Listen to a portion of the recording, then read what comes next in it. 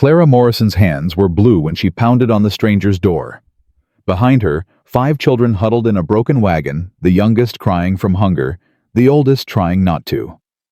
17 cents. That's all she had left in this world. The man who opened the door looked at her like she was already dead. Then he spoke 4 words that stopped her heart. Marry me by midnight. No greeting, no sympathy. Just an impossible demand, while the blizzard swallowed everything she'd ever known. If you want to follow Clara's journey from desperation to destiny, stay with me until the end. Please subscribe and comment your city so I can see how far this story travels across the world. The wagon wheel cracked like a gunshot in the frozen silence. Clara grabbed the seat rail, her knuckles white beneath her threadbare gloves. The whole vehicle lurched sideways, throwing little Grace against Emma's chest. "Mama!" Thomas scrambled to his knees, eyes wide with terror. "Stay still!" Clara commanded, her voice sharper than she intended. "Everyone stay still." She climbed down into snow that reached her knees, the cold biting through her worn boots like teeth. The front wheel had split clean through the wooden spokes, scattered across the white ground like broken bones. Henry jumped down beside her. At 10 years old, he was trying so hard to be the man his father never got to teach him to be. "Can we fix it, Mama?"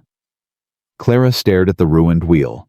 2 years of widowhood had taught her many things, but lying to her children wasn't one of them.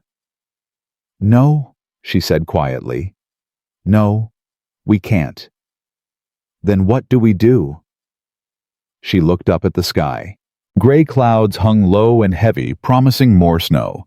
The kind of snow that buried people. The kind that didn't give them back until spring. "We walk." "Walk where?" Emma's voice came from the wagon, thin with exhaustion. "Mama Lily can barely keep her eyes open. Grace hasn't stopped shivering for an hour." Clara climbed back up to look at her children. Emma, 12 years old, and carrying burdens no child should carry, held Grace in her lap. The 3-year-old's lips were tinged with blue. Lily, 7, and always fragile, lay curled against the wagon side, her breathing shallow. Thomas sat rigid, trying not to show his fear.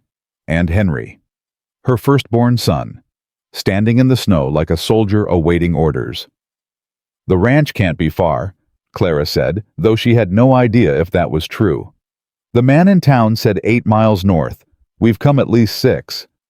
In this," Emma gestured at the swirling white. "Mama, we'll die out here. We'll die if we stay." The words hung in the frozen air. Clara saw the fear in her daughter's eyes, saw it reflected in the faces of all her children. They'd lost their father. They'd lost their home. They'd lost everything except each other. She would not let them lose that too. "Henry, help me get the little ones bundled."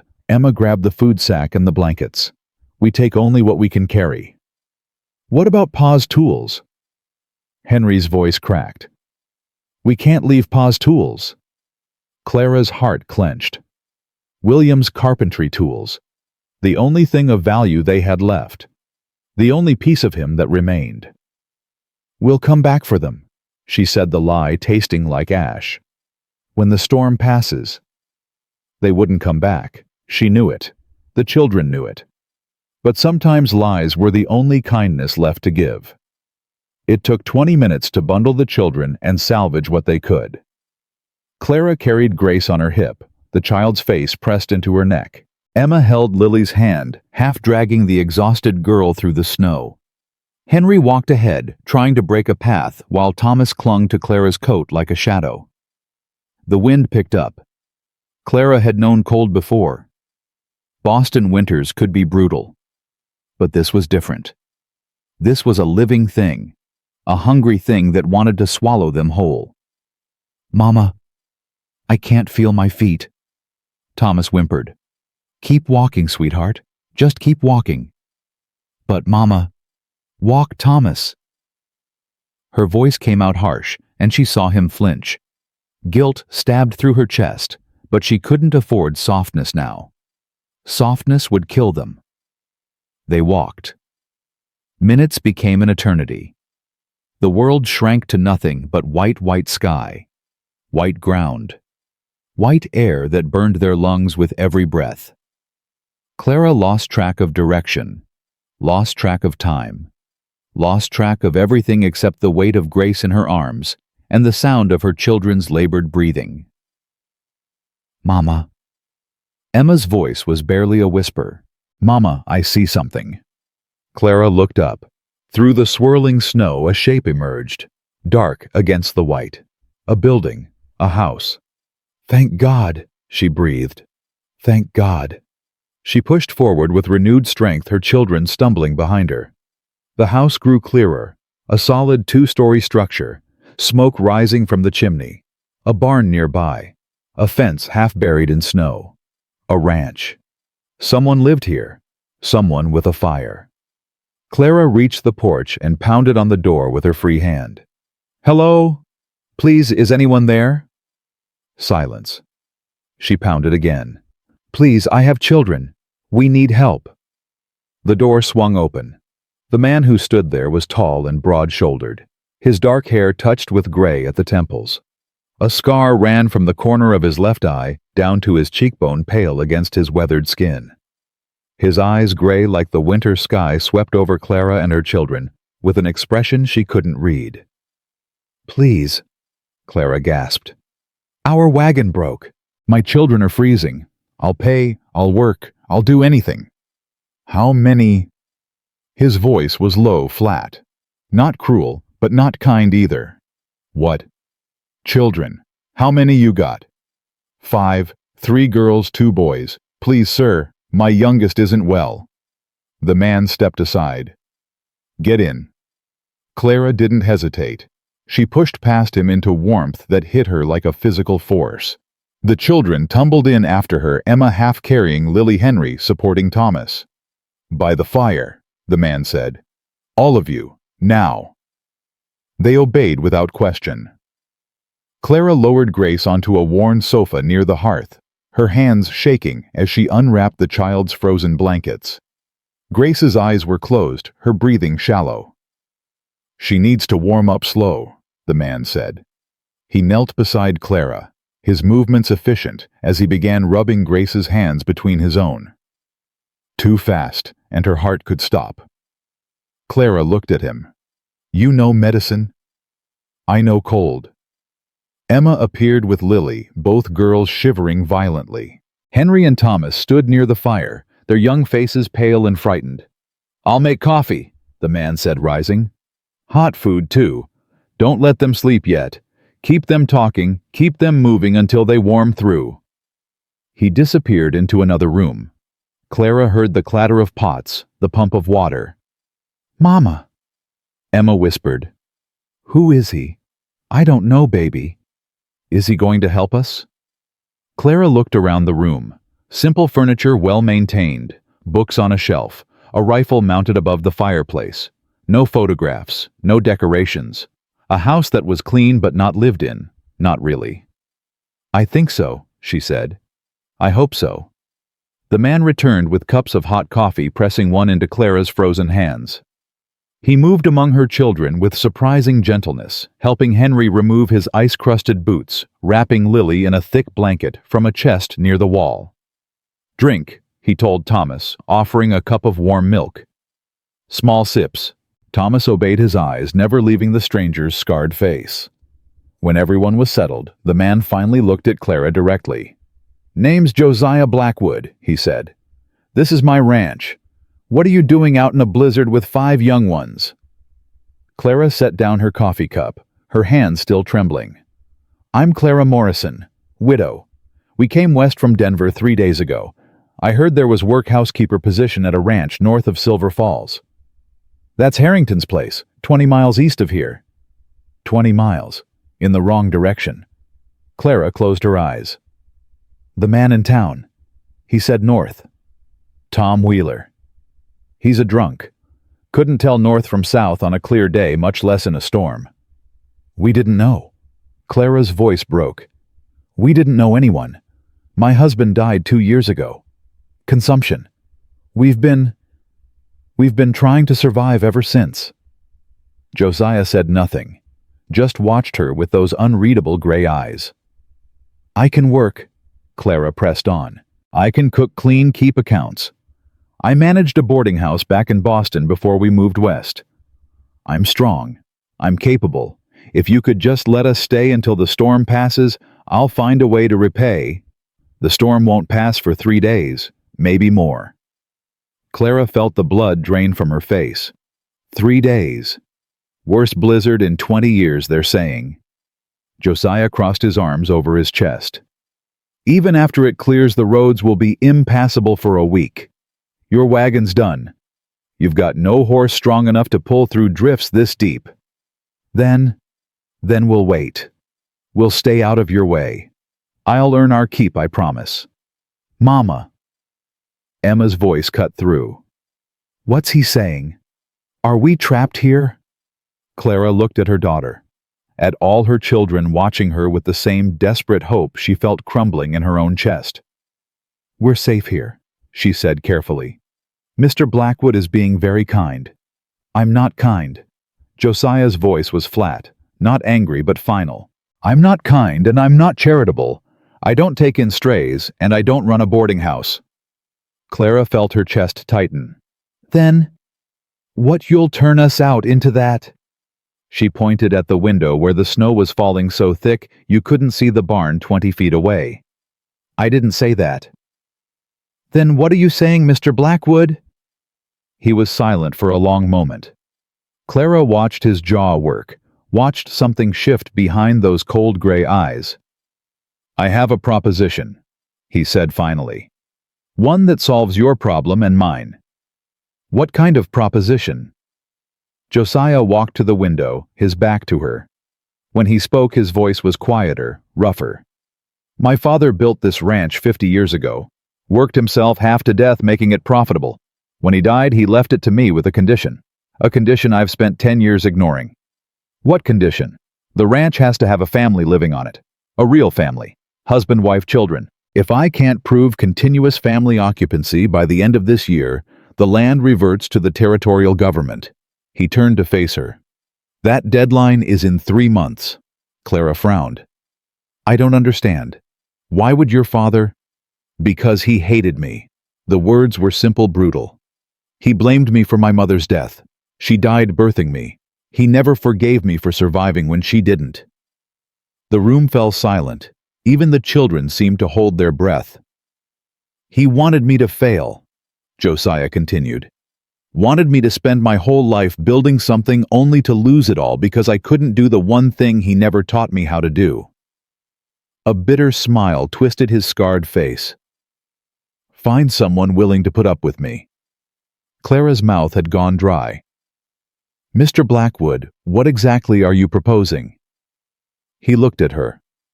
Really looked at her as if measuring her worth down to the bone. Marry me.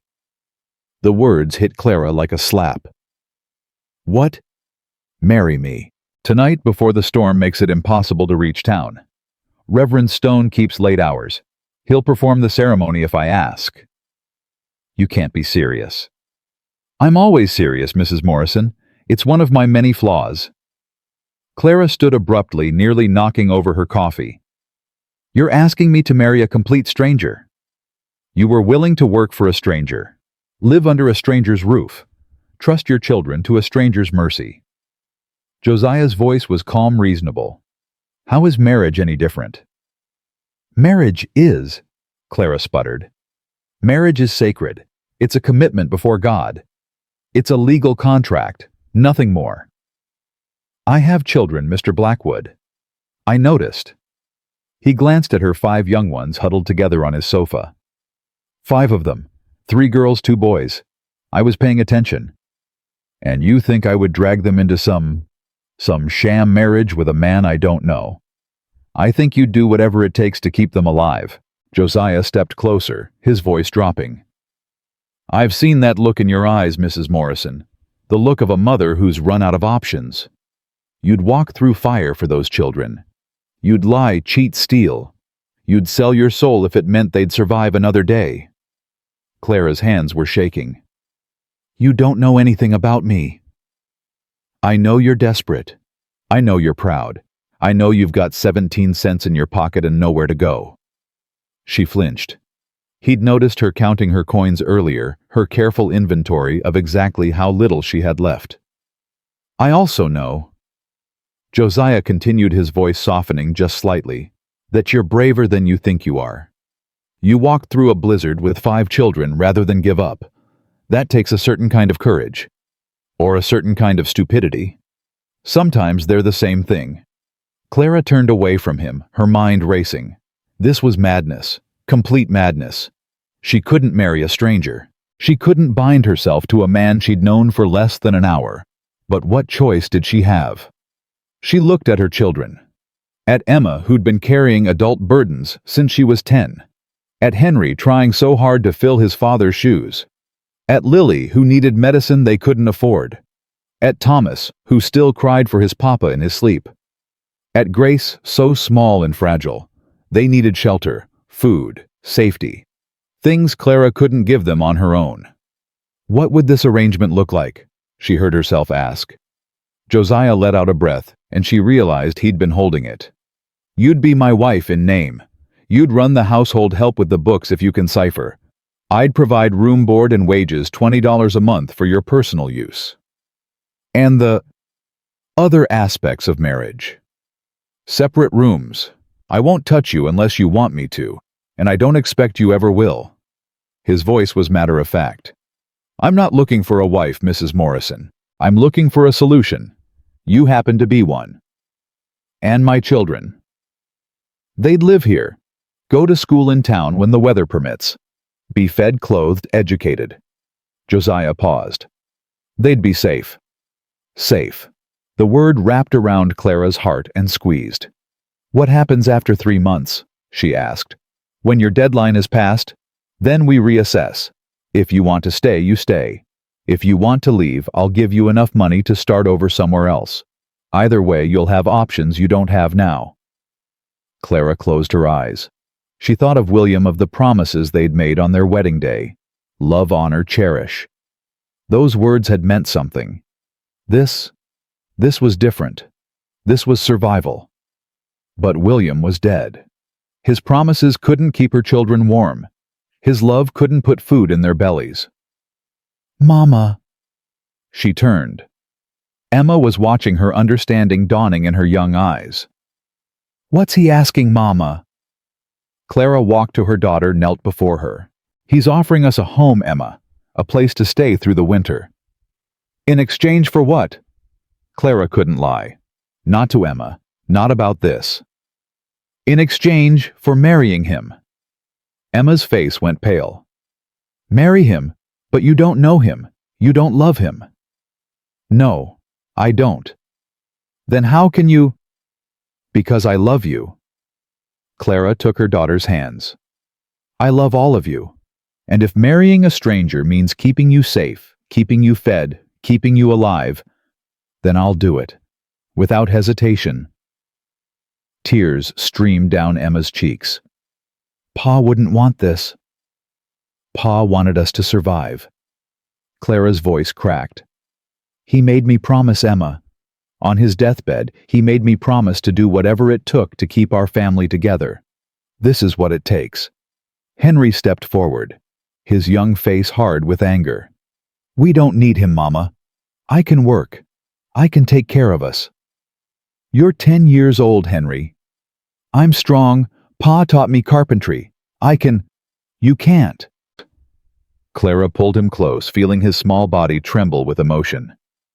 Not yet. Someday you will. But right now, right here in the middle of a blizzard, with no money and no food and nowhere to go, we need help. And this man is offering it. He's offering a cage. He's offering a chance. Clara released her son and stood, turning back to Josiah. He'd watched the whole exchange in silence, his expression unreadable. I have conditions, she said. Name them. First, my children are treated with respect. They're not servants. They're not burdens. They're my family. Agreed. Second, I maintain control of household decisions. If we're to make this work, I need authority to run things properly. Agreed. Third, You give me your word that you will never under any circumstances harm my children. If you raise a hand to them, I will find a way to destroy you. I don't care how. I don't care what it costs me. Do you understand?" Josiah's eyes flickered with something that might have been respect.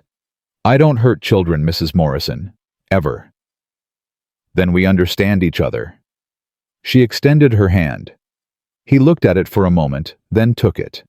His grip was firm, his palm calloused from years of hard work.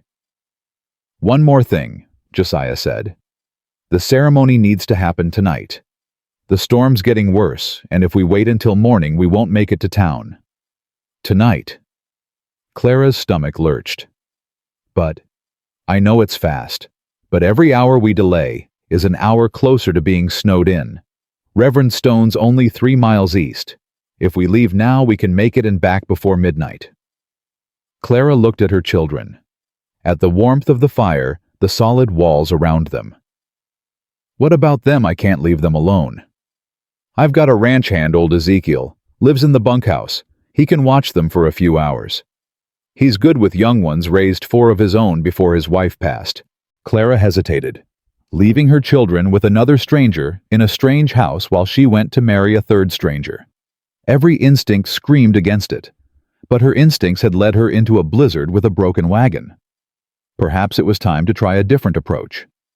"Emma," she said, "I need you to watch your brothers and sisters. Can you do that?" Emma's jaw set with determination. "Yes, Mama." "Keep them by the fire. Don't let Thomas wander. Make sure Grace stays warm." "I know, Mama. I know what to do." Of course she did. She'd been doing it for 2 years. Clara kissed each of her children. Emma's forehead, Henry's cheek, Lily's cold hands, Thomas's mess of hair, Grace's tiny nose. Then she turned to Josiah. "Let's go," she said, "before I change my mind." The ride to town was brutal. Josiah had a covered wagon sturdier than Clara's ruined one, pulled by 2 draft horses that pushed through the snow like they were born for it. Even so, the wind threatened to tip them over twice, and Clara couldn't see more than 5 feet in any direction. They didn't speak. There was nothing to say. They were 2 desperate people making a desperate bargain, and words would only complicate things. Reverend Elijah Stone opened his door with a lantern in one hand and a Bible in the other, as if he'd been expecting them. "Josiah Blackwood," he said. "Wasn't sure I'd see you before the deadline." "Neither was I." Stone looked at Clara, his kind eyes taking in her worn clothes, her exhausted face, the ring of dried tears on her cheeks. "Ma'am," he said gently, "do you know what you're agreeing to?" "I do." "And you're doing this of your own free will? No coercion?" Clara almost laughed. Her whole life was coercion. Now, the coercion of poverty, of circumstance, of a world that didn't care whether she and her children lived or died. "I'm doing this because I choose to," she said. "That's as free as we'll get." Stone nodded slowly. "Then come in, both of you. Let's get this done before the storm gets any worse."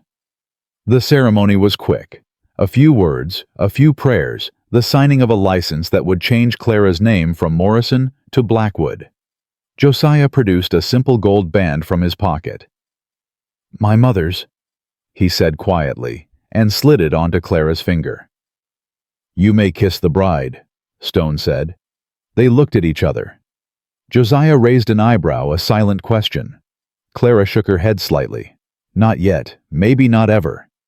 He nodded understanding and simply took her hand instead. "Congratulations, Mr. and Mrs. Blackwood," Stone said. "May you find what you're looking for in this union." Clara wondered what that could possibly be.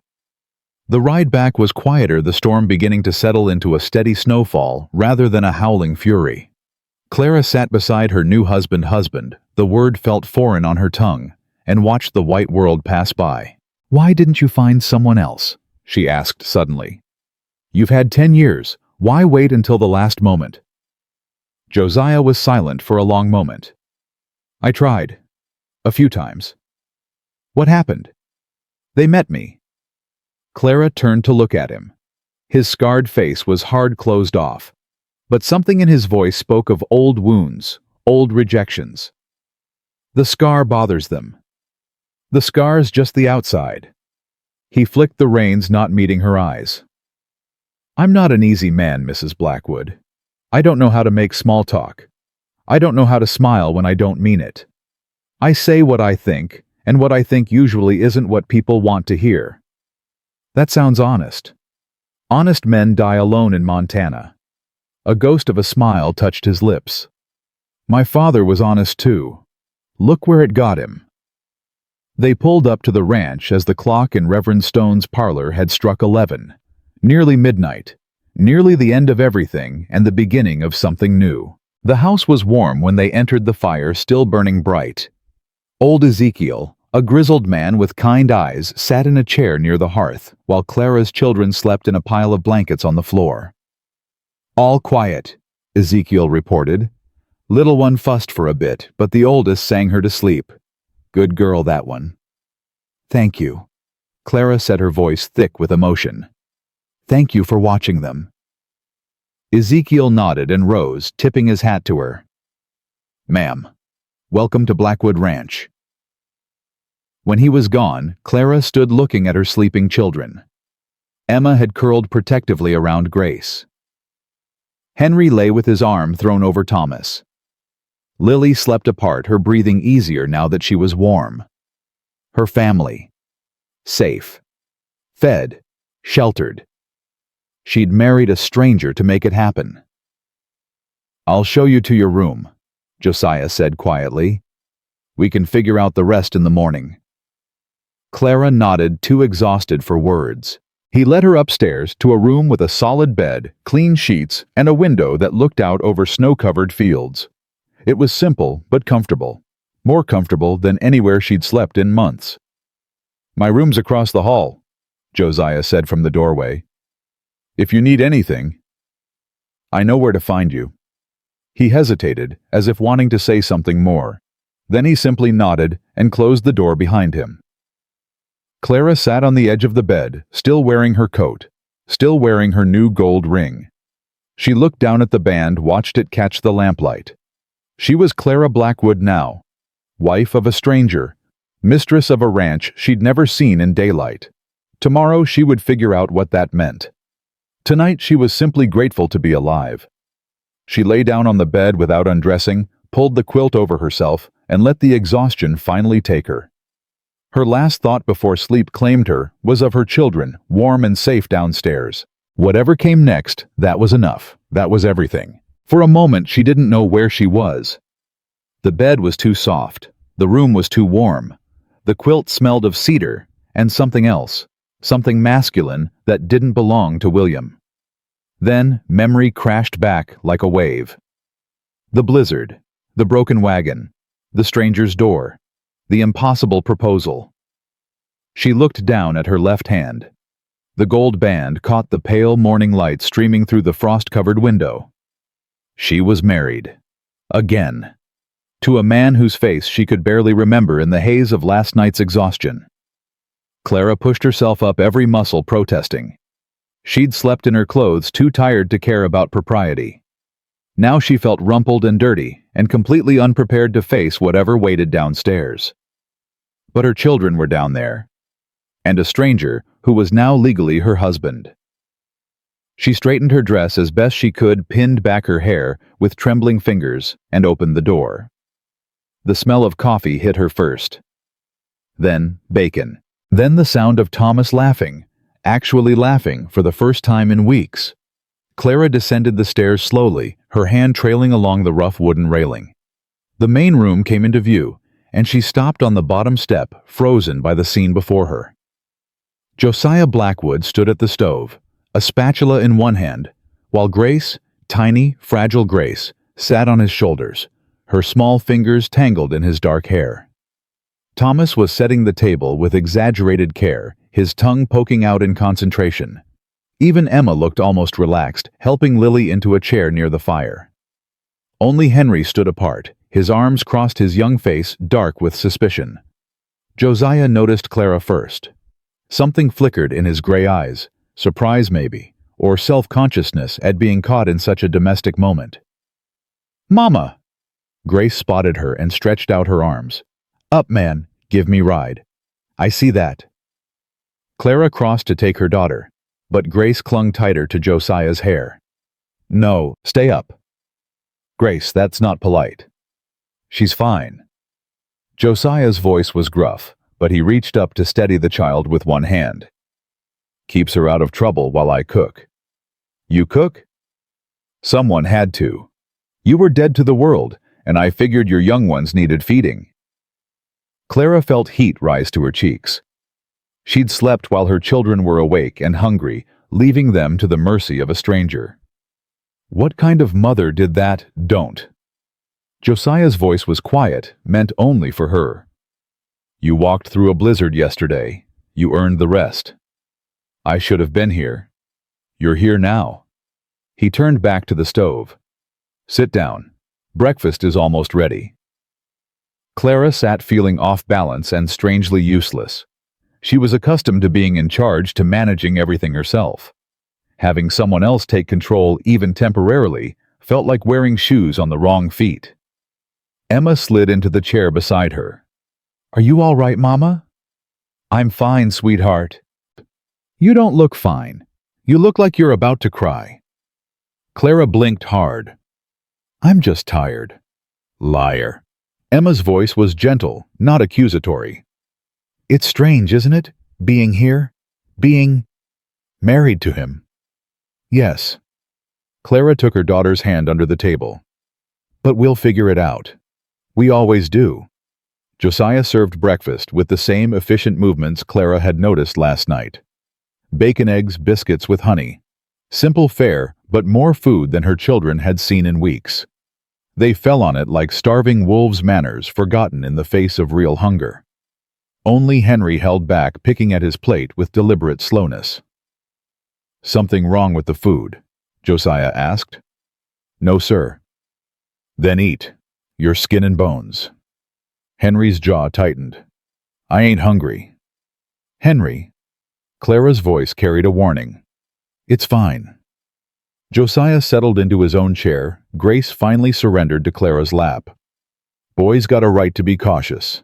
Strange man shows up, marries his mama without so much as a courtship. I'd be suspicious too." Henry looked up, surprise flickering across his face. He hadn't expected understanding. "But here's the thing, son." Josiah met Henry's eyes directly, man to man. "Your mama made a choice last night. A hard one. She did it to protect you and your brother and sisters. You can be angry about that if you want. But don't take it out on her. She's carrying enough without your resentment adding to the load."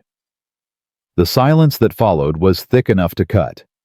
Then Henry picked up his fork and began to eat.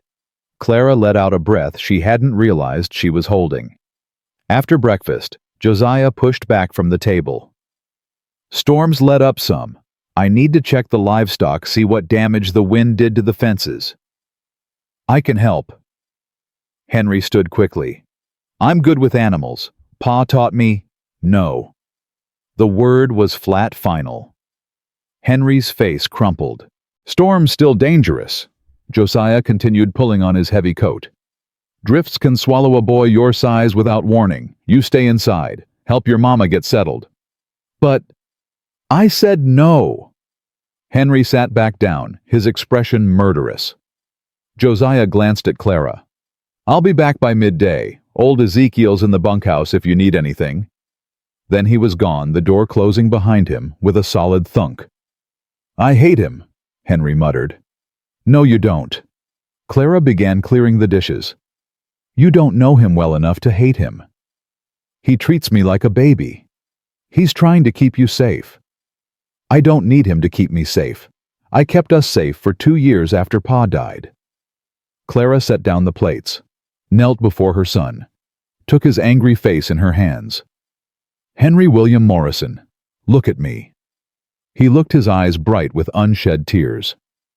"You did keep us safe," Clara said softly. "You worked so hard.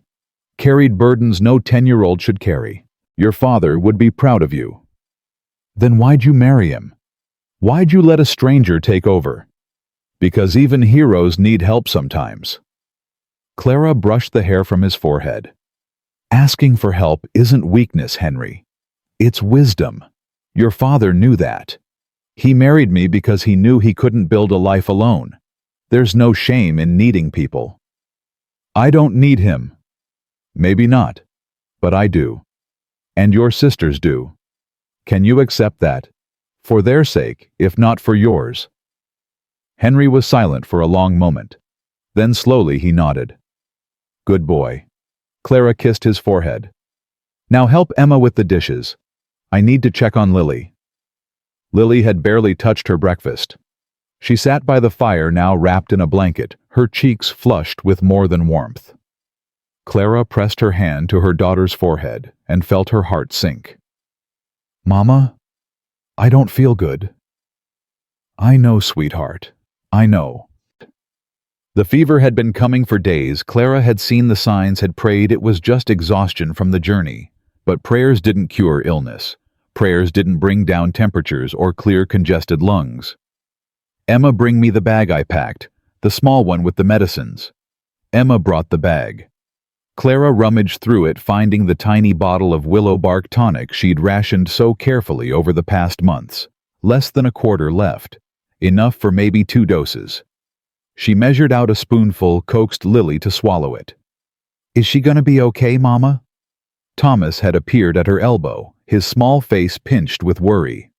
She's going to be fine, just a little fever. Rest and warmth will fix it. Another lie. Clara was becoming an expert at them. The morning passed slowly. Clara explored the house, finding it larger than she'd expected. 4 bedrooms upstairs, a proper kitchen, a study lined with books. Everything was clean, but impersonal, like a house waiting to become a home. She set the children to tasks, trying to establish routine. Emma helped with the laundry they'd brought from the wagon. Henry sulked by the window, watching for Josiah's return. Thomas and Grace played with a set of wooden blocks they'd found in a chest, old, worn smooth by generations of small hands. And Lily grew worse. By the time Josiah returned at noon, stamping snow from his boots, Lily was shivering despite 3 blankets and a roaring fire. What's wrong? He saw Clara's face and crossed the room in 3 strides. The girl? Fever. It's been building for days, but the cold made it worse. Clara didn't bother hiding her fear. I don't have enough medicine. I don't have the right medicine. Josiah knelt beside Lily, pressed his hand to her forehead the way Clara had done. His jaw tightened. She needs a doctor. The storm has let up enough. He was already rising, reaching for his coat. There's a doctor in Silver Falls. I can make it there and back by nightfall if I push hard. You can't go out in that. The drifts. I know the land. I've ridden through worse. Josiah. It was the first time she'd used his name. It stopped him at the door. Why? You don't know her. You don't owe her anything. He looked back at Clara, at the sick child, at the 4 other children watching with wide, frightened eyes. She's under my roof now, he said simply. That makes her mine to protect. Then he was gone. Clara sat by Lily's side, counting the minutes, straining to hear hoofbeats that never came. The children drifted around her like satellites, their fear creating a gravity that pulled them close. He'll come back, won't he? Thomas whispered. Of course he will. What if he doesn't? Clara didn't answer. She didn't have an answer. Hours passed. The light faded. Lily's fever rose. Clara bathed her daughter's face with cool water, coaxed more willow bark tonic down her throat, prayed to every god she could name. Nothing helped. The fever kept climbing. Mama! Emma's voice was tight with controlled panic. Mama! She's not waking up properly. Clara looked at her daughter's face, flushed slack, burning with heat, and felt terror squeeze her heart. Lily. Lily, sweetheart, open your eyes. Lily mumbled something, her eyelids fluttering but not opening. Lily. The door burst open. Josiah stumbled in, covered in snow, half frozen. Behind him came another figure, an older man with wire-rimmed spectacles and a black medical bag. Dr. Whitmore. Josiah gasped. From town. Brought him fast as I could. The doctor pushed past Clara, already reaching for Lily. His hands moved with practiced efficiency, checking pulse temperature breathing. Influenza, he pronounced. Advanced but not critical. I've seen worse. He opened his bag, produced bottles and instruments.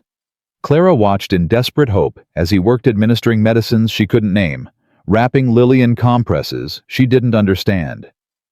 She'll need watching through the night, Whitmore said. Fever should break by morning if the medicine takes hold. If it doesn't... He didn't finish the sentence. He didn't need to. I'll watch her. Clara's voice brooked no argument. You'll do no such thing. Josiah had shucked off his frozen coat, was warming his hands by the fire. You haven't eaten since breakfast. Haven't slept properly in days. You collapse and those children have no one. I'm not leaving her. Then I'll stay with you. He met her eyes. Together. Like we agreed. Clara stared at him, this man she'd known for less than a day, who'd ridden through a blizzard to save her daughter's life, who was now offering to sit vigil beside her. Why? The word came out broken. Why do you care? Josiah was quiet for a moment. Then he said, My mother died when I was born. Fever took her. My father never forgave me for it, never forgave himself for not being able to save her. He looked at Lily, small and fragile in her nest of blankets. I won't let another child die of fever if I can help it. Not in my house. Not while I'm breathing. Clara's eyes burned. She turned away so he wouldn't see the tears fall. Thank you, she whispered. Don't thank me yet. Thank me when she wakes up. They sat together through the long night. The doctor dozed in a chair nearby. The other children slept upstairs, Emma watching over them like a mother hen. And Clara and Josiah kept vigil, their chairs pulled close to Lily's makeshift bed. Somewhere around midnight, Josiah spoke. Tell me about your husband. Clara startled. What? Your husband, the children's father. What was he like? She was quiet for a long moment. William was gentle, kind. He believed the best of everyone, even when they didn't deserve it. Good man, the best. Clara's voice caught. He was a carpenter. Loved working with his hands, making things grow from nothing. He used to say that every piece of wood had a soul, and his job was just to set it free. Sounds like a dreamer. He was. Clara smiled sadly. He dreamed us all the way to Colorado, convinced we'd find our fortune in the West. Found consumption instead. I'm sorry. Don't be. He gave me 10 years of happiness. 5 beautiful children. Most people don't get half that. Josiah nodded slowly. My father wasn't happy a day in his life. Worked this ranch like a man possessed, but never enjoyed any of it. Everything was duty, obligation, survival.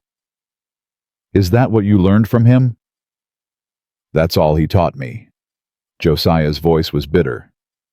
Work hard. Trust no one. Expect nothing good because nothing good ever lasts. Clara looked at him. Really looked at him for the first time since they'd met. Saw the loneliness behind the coldness, the hunger behind the distance. That's a terrible way to live. It's the only way I know. Maybe it's time to learn a new way. He met her eyes. Something passed between them. Not romance, not attraction, but something deeper. Recognition, understanding. The acknowledgement of 2 wounded souls finding unexpected shelter in each other. Maybe, he said quietly. Lily stirred. Clara sprang forward. Lily, sweetheart. Lily's eyes opened cloudy and confused, but open. Mama, I'm here, baby. I'm right here. I'm thirsty. Clara laughed, a sound halfway between joy and tears. Of course you are. Let me get you some water. She looked back at Josiah. He was watching Lily with an expression she couldn't read. The fever's breaking, he said. She's going to be all right. How do you know? Because she asked for water instead of crying. A ghost of a smile touched his scarred face. That's a good sign. Means she's fighting. Clara brought water, held the cup to Lily's lips. The girl drank greedily, then fell back against the pillows. Mama, who's that man? Clara looked at Josiah, uncertain how to answer. He answered for her. I'm Josiah. I live here. You're going to stay with me for a while. Are you Mama's friend? Another pause. Then quietly, I'd like to be. Lily nodded, apparently satisfied. Her eyes drifted closed again, but this time it was natural sleep, not fever's unconsciousness. Clara let out a breath that felt like it had been trapped in her chest for years. Thank you, she said again. This time, Josiah accepted it. You're welcome. The next few days blurred together in a haze of recovery and adjustment. Lily improved steadily, the doctor's medicines working their magic. The storm finally broke, revealing a world transformed by snow, white drifts piled high against the buildings, the mountains gleaming in the distance like frozen giants. And slowly, carefully, Clara's family began to settle into their new life. It wasn't easy. Nothing about it was easy. Henry remained hostile, viewing Josiah as an intruder in their family.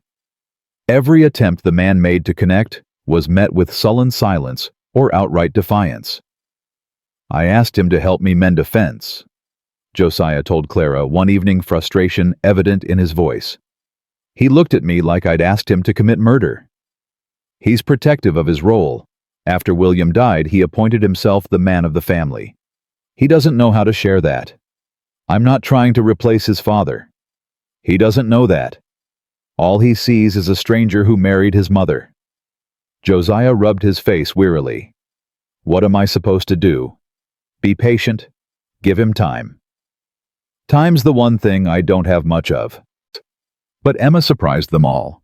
She took to ranch life with an enthusiasm no one expected, helping with chores, asking questions about the animals, treating Josiah with cautious respect that gradually warmed into something like acceptance.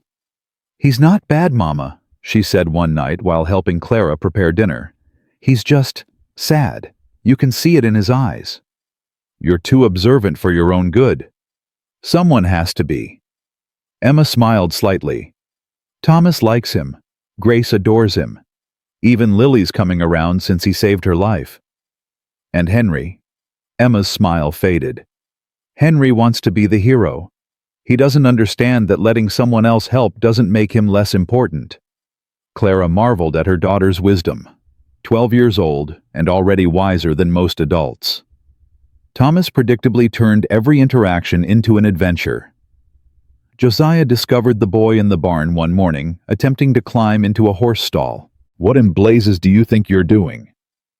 Thomas grinned up at him without a trace of guilt. Wanted to pet the horsey. That horsey is a stallion who kicks strangers. I ain't a stranger. Mama married you, so now we're family. Family ain't strangers. Josiah stared at the boy, nonplussed.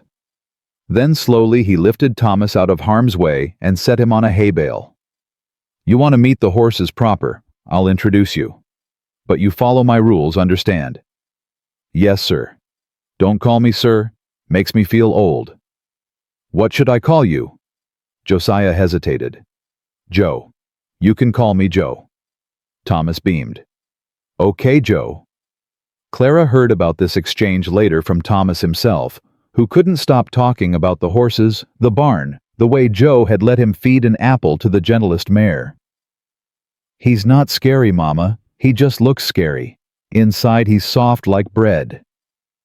Don't let him hear you say that. Why not? It's true. But it was Grace who truly captured Josiah's heart. The youngest Morrison child had no fear of the scarred rancher. She followed him everywhere, her small hand reaching for his whenever he stood still long enough. She chattered at him constantly, undeterred by his monosyllabic responses. Up, Joe, up. Clara watched Josiah swing her daughter onto his shoulders with an ease that spoke of practice. You're good with her, she said. She doesn't give me much choice. You could tell her no? He looked at Grace, who was happily tangling her fingers in his hair. I've tried. She ignores me. She's 3. Ignoring adults is what they do. She doesn't ignore you. That's different. I'm her mother. And I'm... Josiah trailed off, uncertain. Her Joe, Clara finished softly. Apparently. Something shifted in his expression. Something vulnerable and quickly hidden. Kids are strange, he muttered. But Clara noticed that he didn't set Grace down. Not for another hour. On the fourth day, a visitor arrived. Clara heard the hoofbeats, first looked out the window to see a fancy carriage struggling through the snow toward the house. Beside her, Josiah went rigid. "Who is that?" she asked. "Trouble." He moved to the door, his hand unconsciously dropping to where a gun would hang if he were wearing one. "Stay inside. Keep the children away from the windows." Josiah, who? Cornelius Thorne. The name meant nothing to Clara, but Josiah's tone told her everything she needed to know. She gathered the children, moved them upstairs, told Emma to keep them quiet. Then, against Josiah's orders, she crept back down to listen. The front door was open. Josiah stood on the porch, blocking the entrance with his body. And the man facing him. Clara had met wealthy men before. This one dripped money like other men dripped sweat.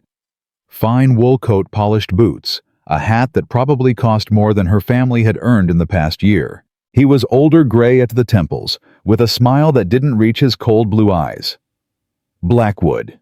The man's voice was smooth-cultured. "I heard you'd gotten married. Congratulations." "What do you want, Thorne?" "Just being neighborly. Thought I'd welcome your new bride to the territory."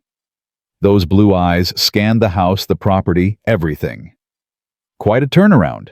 2 weeks ago you were facing losing everything. Now you've got a ready-made family. Very convenient." "My marriage is none of your concern." "Oh, but it is." Thorne stepped closer, his smile sharpening. "You see, I've been waiting 10 years to acquire this property. Your father refused to sell. You refused to sell. But that deadline in the will, that was my opportunity. And now you don't have one. Perhaps." Thorne's gaze drifted to the window where Clara was hiding. She ducked back, heart pounding. "Or perhaps I just need to be more creative." "Is that a threat?" "I don't make threats, Blackwood. I make promises." Thorne tipped his hat. "Give my regards to your lovely wife. And those 5 beautiful children. It would be a shame if anything happened to such a perfect little family." He turned and walked back to his carriage. Josiah stood frozen on the porch until the vehicle disappeared over the ridge. When he came back inside, his face was pale beneath the weathered tan. "Clara." She emerged from her hiding spot. "I heard. He's dangerous. More dangerous than the storm, more dangerous than anything you've faced before." "Who is he?" Josiah moved to the window, staring out at the empty white landscape. "Cornelius Thorne. He owns half the territory, mines, businesses, politicians. He's been trying to buy this ranch for 30 years. The water that runs through our land is the only reliable source in the valley. Control the water, control everything." "What does he want?" "What he's always wanted. To break me. To take what's mine." Josiah turned to face her, his gray eyes hard as winter stone. "He'll come after you. After the children. He'll try to prove our marriage is a fraud. Try to invalidate the homestead claim." Clara felt ice form in her stomach. "Can he do that?" "He can try." Josiah crossed to her, took her hands. The first time he'd touched her since their wedding night. "I won't let him hurt you. Any of you. I swear it." "How do we stop him?" "By being exactly what we claim to be. A real family." He met her eyes, his grip tightening. "Can you do that? Can you make this look real enough to fool Thorne's lawyers, his investigators, anyone he sends to tear us apart?" Clara thought of her children, of the home they'd found, of the man standing before her offering protection she hadn't known she needed until now. "I can do anything," she said, "to keep my family safe." Josiah nodded slowly. "Then we fight. Together." "Together," Clara agreed. She didn't know what that word would come to mean in the days ahead. She didn't know how hard they'd have to fight, how much they'd have to sacrifice. But standing there, her hands in his, she understood one thing with perfect clarity. This wasn't just an arrangement anymore. This was war. Clara was hanging laundry behind the house when she heard Henry shouting. She dropped the wet sheet and ran, her heart already pounding before she understood what was wrong. The chicken coop was in flames. "Get water!" Josiah was already there, throwing snow onto the fire with his bare hands. "Henry, the buckets! Now!" Henry sprinted for the well. Emma appeared with Grace on her hip, her face white with shock. Thomas stood frozen, watching the flames devour the wooden structure they'd helped repair just yesterday. "Get the children inside." Clara grabbed a bucket from Henry, joined Josiah in the desperate fight. They worked for 20 minutes, throwing water and snow until their arms ached and their lungs burned from smoke. When the fire finally died, nothing remained but charred wood and the smell of destruction. And 12 dead chickens. Clara stared at the blackened remains, feeling something cold and hard settle in her chest. "This wasn't an accident," she said. "No." Josiah's voice was flat. "Kerosene, I can smell it. Thorn. His men. He wouldn't dirty his own hands." Clara turned to look at her children huddled together on the porch. Thomas was crying. Emma held Grace so tight the toddler was squirming. And Henry? Henry's face was twisted with rage. "We should have fought back," the boy snarled. "When that man came, we should have..." "Should have what?" Josiah cut him off. "Shot him. Started a war we can't win. At least we'd be doing something.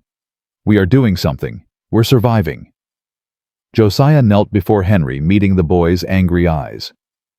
"Listen to me. Men like Thorn want you to react. They want you to do something stupid so they can use it against you. The smartest thing we can do right now is stay calm and stay together. So we just let him burn our stuff. We let him think he's winning." Josiah's voice dropped. "While we figure out how to beat him for good." Henry's jaw worked. Clara could see the war inside him, the need to act against the wisdom of waiting. "Your father," Josiah said quietly. "Was he a patient man?" Henry blinked, thrown by the question. "Pa? Yeah. He used to say good things take time, like building furniture. Can't rush it or the whole thing falls apart. Smart man." Josiah straightened. "Honor him by being patient now. Can you do that?" A long pause. Then Henry nodded just once. Clara felt something shift in her chest. Something like hope. That night, after the children were asleep, Clara found Josiah on the porch, staring out at the darkness. "You handled Henry well today." He shrugged. Boy needed to hear the truth. He needed to hear it from someone he respects. Josiah turned to look at her. "He doesn't respect me. He tolerates me." "That's changing." Clara moved to stand beside him. "What you said about his father, that meant something to him." "I meant it." Josiah's voice was rough. "William sounds like he was a good man. Better than most. Better than me." "Don't do that." "Do what?" "Compare yourself to a ghost." Clara touched his arm, felt him stiffen under her fingers. "William was my husband. I loved him. But he's gone, and you're here, and that means something too." Josiah was silent for a long moment. Then he said, "I don't know how to be what they need." "Neither do I most days." Clara smiled slightly. "But we're figuring it out, together. Isn't that what we agreed? Together." He said the word like he was tasting it. "I've never been good at together." "Then it's time you learned." She went back inside, leaving him alone with the stars. But something had changed between them. Something small, but significant. A crack in the wall he'd built around himself. Clara wasn't sure what would grow through that crack, but she was starting to hope. The second attack came a week later. Clara was in town with Emma buying supplies at the general store when she heard the whispers. "That's her. The one who married Blackwood. 5 children and no money. Desperate if you ask me. I heard she was a saloon girl back east. That's how she knows how to trap a man. Clara's hands tightened on the flour sack. Beside her, Emma had gone rigid. Mama, ignore them. But they're lying. I know, but responding just gives them power. Clara forced herself to walk calmly to the counter to pay for her goods with steady hands.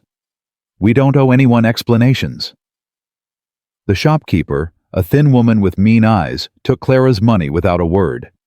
But as Clara turned to leave, the woman spoke. I hope you know what you're doing, Mrs. Blackwood. Men like Josiah, they're not meant for families. His own father knew that. Clara stopped, turned. I don't believe we've met properly, she said, her voice cold. I'm Clara Blackwood, and I'd thank you to keep your opinions about my husband to yourself. I'm just saying. I heard what you were saying. Now hear what I'm saying. Clara stepped closer, her eyes hard. Josiah Blackwood is a good man. He took in my family when we had nowhere else to go. He rode through a blizzard to save my daughter's life. Whatever his father thought of him, he was wrong. The shopkeeper's mouth opened and closed like a fish. Now, Clara continued, I'll be taking my business elsewhere in the future. Good day. She swept out of the store, Emma hurrying behind her. They were halfway down the street when Emma spoke. Mama, that was amazing. That was necessary. Clara's hands were shaking now that the confrontation was over. People talk. We can't stop them. But we don't have to accept their cruelty. Where did those rumors come from? Clara didn't answer. She didn't need to. They both knew. When they returned to the ranch, Josiah met them at the door. His face was grim. What happened? Gossip. Clara pushed past him into the house. Thorne's been spreading stories about me. About us. What kind of stories? The kind designed to make our marriage look like a fraud. Clara set down her packages with more force than necessary. He's trying to discredit us. That's not all. Josiah's voice was tight. I rode out to check the north pasture today. Found 3 of our cattle dead, poisoned. Clara felt the blood drain from her face. Poisoned? Something in the water. I've diverted the stream, but... He shook his head. He's escalating. Chickens, then rumors, now cattle. Each attack bigger than the last. What's next? Josiah didn't answer. He didn't have to. The children. Thorne would come for the children. We need help, Clara said. We can't fight him alone. Who would help us? Thorne owns half the people in this territory. Not all of them. Clara thought of the doctor who'd saved Lily, the reverend who'd married them. There must be others who've suffered under his boot, others who want to see him stopped. Even if there are, they're too scared to act. Then we make them brave. Clara gripped his arm. You said we're fighting. Well, every army needs allies. We need to find ours. Josiah stared at her for a long moment. Then something shifted in his expression. Something that looked almost like admiration. You really are something, Clara Morrison. Blackwood, she corrected quietly. Clara Blackwood now. The gathering happened 3 nights later. Reverend Stone's church was small, barely big enough for 30 people. But somehow 40 showed up. Ranchers who'd lost land to Thorne's schemes. Miners who'd been cheated out of fair wages. Shopkeepers who'd been forced to pay protection money. Families who'd been driven out of their homes. Clara stood at Josiah's side, her children around her, and watched these broken people file in. Each one carried the same expression, fear, mixed with desperate hope. Thank you all for coming, Josiah said, his voice rough with emotion. I know what you're risking just by being here. We're tired of being scared, a woman called out. Thorne took my husband's business, drove him to drink. I lost everything because of that man. He burned my barn, another voice added. Said it was an accident, but we all know the truth. My boy tried to stand up to his men. They beat him so bad he couldn't walk for a month. Story after story poured out a litany of suffering, of injustice, of crimes that had never been punished. Clara listened with growing horror. "Why hasn't anyone done anything?" she asked. "Because the law belongs to Thorn." An old man near the back spat on the floor. "Sheriff Morgan's in his pocket. So are the judges. You try to fight through proper channels, you end up worse off than before." "Then we don't use proper channels." Clara stepped forward, her voice ringing clear. "We document everything. Every attack, every threat, every dirty deal. We write letters to the territorial governor. We contact federal marshals. We make so much noise that Thorn can't silence all of us." "That's dangerous talk, ma'am." "Everything is dangerous when you're fighting a tyrant." Clara looked around the room, meeting eyes that were scared, but listening. "My family came here with nothing. Your neighbor," she gestured to Josiah, "took us in, gave us shelter, protection, a chance at a new life.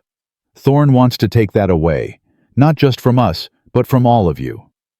She paused, letting the words sink in. "Alone we're easy targets. Together we're a force he can't ignore. I'm asking you to be brave, not reckless brave. Stand with us, and we stand with you." The silence that followed was thick enough to touch. Then the old man who'd spat on the floor rose to his feet. "My name's Abraham Tucker. Thorn ruined me 15 years ago. Took my ranch, my livestock, everything but my pride." He looked at Clara with fierce, faded eyes. "I've been waiting a long time for someone to give me a reason to fight back. Reckon you just did." One by one, others stood. The woman whose husband had lost everything. The miner with the beaten son. Farmers, shopkeepers, workers. Broken people choosing to be strong. By the end of the night, they had 32 names on a list. 32 people willing to stand against Cornelius Thorn. It wasn't an army, but it was a start. The ride home was quiet. Emma had fallen asleep against Clara's shoulder. The younger children were bundled in the back of the wagon, unconscious from the late hour. Only Henry sat awake, his eyes fixed on the road ahead. "Mama," he said quietly. "Yes, sweetheart." "What you did back there, Pa would have been proud." Clara felt tears prick her eyes. "You think so?" "He used to say that the bravest thing a person can do is stand up for what's right even when they're scared." Henry looked at her. "You were scared tonight. I could tell. But you stood up anyway." "I had to. For you. For your sisters and brother. For everyone in that room. Is that what being a grown-up is? Being scared but doing stuff anyway?" Clara smiled sadly. "That's exactly what it is, sweetheart." Henry was quiet for a moment. Then he said, "I've been mean to Mr. Blackwood. Joe, I mean." "You've been cautious." "That's different." "No, I've been mean." Henry's voice was thick. "He's trying. I can see that. And I keep pushing him away because—" He stopped. Because if I let him in, it feels like I'm forgetting Pa." Clara's heart clenched. She pulled her son close, kissed the top of his head. "Oh, Henry, loving new people doesn't mean forgetting old ones. Your father will always be part of you. Always. But your heart has room for more than one person. That's not betrayal, that's just living." "Is that how you feel about Joe?" Clara glanced at the front of the wagon where Josiah sat with his back to them, pretending not to listen. "I'm learning to feel that way," she said softly. "We both are." Henry nodded slowly. "Maybe I can try to learn too." "That's all anyone can ask, sweetheart. That's all anyone can ask." 2 weeks passed. 2 weeks of planning, documenting, building their alliance. 2 weeks of looking over their shoulders, waiting for Thorn's next move. It came on a Sunday afternoon. Clara was teaching Grace her letters by the fire when she heard horses approaching. Not one or two, but many. The thunder of hooves that meant trouble. "Josiah!" He was already at the window, his face pale. "Get the children upstairs. Now!" What's happening? Thorne's men. A dozen of them, maybe more. Clara's blood turned to ice. She grabbed Grace, herded the others toward the stairs. Emma, take them to the back bedroom. Bar the door. Don't come out no matter what you hear. Mama, go! The children ran. Clara turned back to Josiah, who was loading a rifle with steady hands. You should go with them, he said. No. Clara, I said no. She grabbed the shotgun from above the fireplace, the one he'd taught her to use last week. We fight together. That's what we agreed. For a moment she thought he would argue. Then he nodded, once respect flickering in his gray eyes. Stay behind me. Don't shoot unless you have to. They moved to the porch together. The riders had stopped 50 yards out, arranged in a loose semicircle. At their center sat Cornelius Thorne, his fine coat absurd against the rough Montana landscape. Blackwood. His voice carried across the distance. We need to talk. We've got nothing to say to each other. I think we do. Thorne dismounted, walking forward alone. His confidence was absolute, the arrogance of a man who'd never been told no. I've been patient with you, more patient than you deserve, but my patience has limits. So does mine. Thorne stopped 20 feet from the porch. His eyes moved to Clara, and she felt the weight of his gaze like a physical touch. Mrs. Blackwood, you've been busy, organizing meetings, spreading dissent. Do you really think a handful of broken farmers can threaten me? I think people are tired of being afraid of you. Fear keeps people alive, my dear. It's a kindness, really. Thorne smiled, and the expression made Clara's skin crawl. I'm offering you one last chance. Leave, take your children and go. I'll even pay for your passage back east. $5,000, more than enough to start over somewhere else. And Josiah? Josiah stays. The ranch stays. That's non-negotiable. Clara felt Josiah tense beside her. She didn't look at him, kept her eyes fixed on Thorne. You want me to abandon my husband. I want you to survive, because if you stay... Thorne's smile widened. Well, I can't be responsible for what happens to people who refuse my generosity. Your generosity killed my chickens, poisoned our cattle, spread lies about my family. I have no idea what you're talking about. Liar. The word hung in the air like a gunshot. Thorne's smile didn't waver, but something cold flickered in his eyes. Careful, Mrs. Blackwood. That sharp tongue of yours could get you in trouble. I've been in trouble since the day I was born. Clara raised the shotgun, pointed it at Thorne's chest. Now get off our land. Behind Thorne, his men reached for their weapons. Clara heard the click of a dozen hammers being cocked. You think you can fight all of us? Thorne laughed. You and your broken rancher against my men. Maybe not. Clara's voice was steady, though her hands wanted to shake. But I can definitely shoot you before they shoot me, and I'm betting you don't want to die for a piece of land. The laughter died in Thorne's throat. For a long moment, nobody moved. The wind cut across the yard, carrying the smell of snow and smoke and fear. Then from inside the house came a sound that stopped Clara's heart. Grace's voice, crying. Mama! Mama, help! Clara spun toward the house. The back door burst open, and a man emerged with Grace in his arms. One of Thorne's men must have circled around while they were distracted. Let her go! Clara lunged forward, but Josiah caught her arm. Don't! His voice was tight with controlled fury. That's what he wants. Thorne was smiling again. As I said, Mrs. Blackwood, fear keeps people alive. Now let's have a civilized conversation about your future, shall we? Clara stared at her daughter, her baby, her youngest, screaming and struggling in a stranger's grip, and felt something break inside her. She lowered the shotgun. What do you want? That's better. Thorne brushed imaginary dust from his sleeve. I want you to understand that you have no power here. No allies who won't fold the moment I apply pressure. No resources I can't destroy. You are alone, Mrs. Blackwood. Completely, utterly alone. You're wrong. The new voice came from behind Thorne's men. Clara looked up to see riders emerging from the tree line. Abraham Tucker at their head, rifle raised. Behind him, more of their allies, 15-20 more, arriving every second. Thorne whirled his composure, cracking. "What is this? This is what happens when you push people too far." Tucker's voice was hard as iron. "We saw your men riding out. Figured you might try something stupid.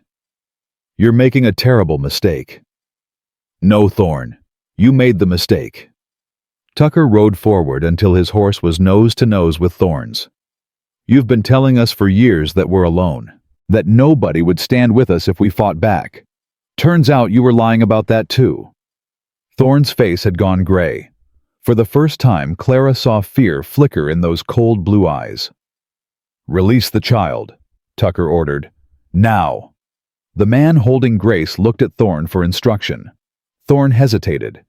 "Do it," Josiah said quietly, "or I swear to God you'll die before you hit the ground." Grace was released.